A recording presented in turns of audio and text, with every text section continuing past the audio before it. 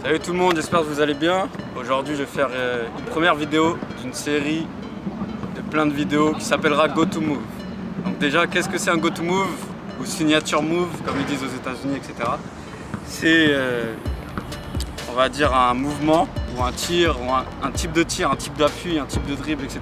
qui crée de l'espace pour ensuite créer quelque chose de positif derrière. Donc soit un panier, soit une passe, soit un décalage en fait. Ça va créer un décalage avec la défense pour pouvoir faire quelque chose de positif. Un go to move, chaque joueur a un go to move différent et c'est un move qu'on est le plus à l'aise à faire, donc c'est un move qu'on fait souvent quand il se passe plus rien sur le terrain. C'est le move qui va tout nous débloquer en fait. Donc chaque joueur a une spécialité, a une manière de faire ses trucs qui est plus ou moins à l'aise. Chaque joueur a des moves différents. Les signatures moves, go to move connus, c'est le fade away de Dirk Nowitzki, le cross d'Iverson, le double cross de Tim Hardaway, enfin il y en a plein, le fade away de Kobe, de Jordan, il y a plein de signatures moves, go to move. Donc là, moi aujourd'hui, je vais vous parler du mien en particulier. Qu'est-ce que je fais quand je suis bloqué pour débloquer la situation? Quel est le move où je suis plus à l'aise à faire? Pourquoi le mien? Parce que c'est celui-là où je suis plus à l'aise à vous expliquer et à faire. Et ensuite, je vous parlerai d'autres go-to-move, d'autres joueurs qui sont en NBA. Et voilà, donc là, ce sera la première vidéo, ce sera par rapport au mien.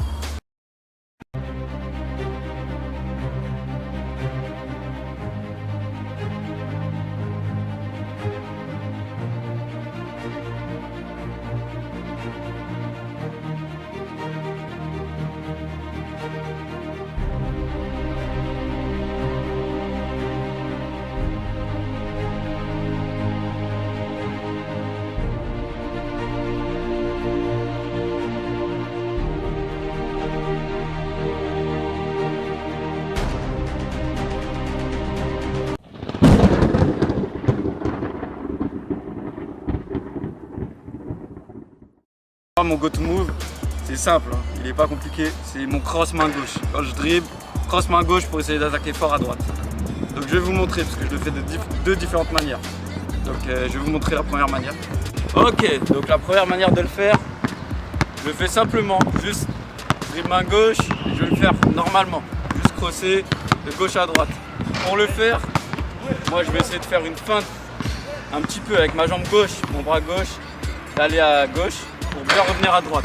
Sauf que quand je vais revenir, je vais exploser. Mon go-to-move est efficace. Pourquoi? Parce que j'explose, je change de rythme. Je ne vais pas juste faire un cross comme ça au même rythme. Je vais vraiment exploser quand je vais faire le cross.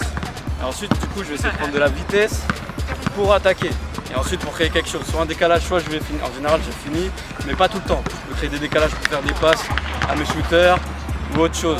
Ça peut créer autre chose carrément. Genre, ça peut créer des coups à l'opposé, donc passe à terre, le gars il va finir. Enfin voilà, il y a plein de possibilités.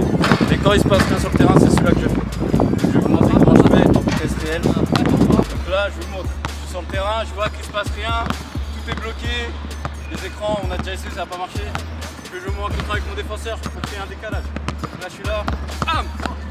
Changement de rythme. Normalement, mon défenseur il est battu. Il s'y attend pas.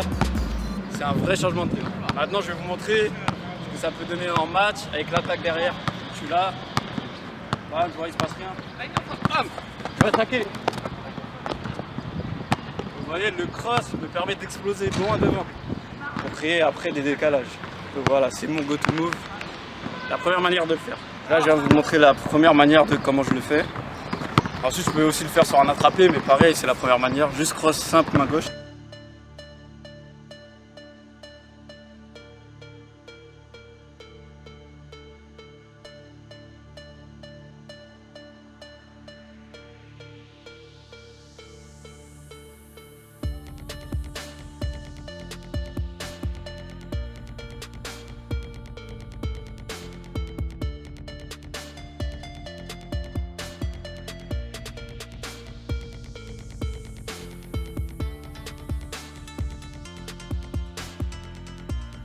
Deuxième manière, c'est que je vais commencer, je vais le faire en commençant par entre les jambes de main droite à main gauche avec un petit saut pour pouvoir mettre dans le rythme justement, pour pouvoir exploser bien comme il faut. Parce que de le faire plat, des fois c'est dur d'exploser.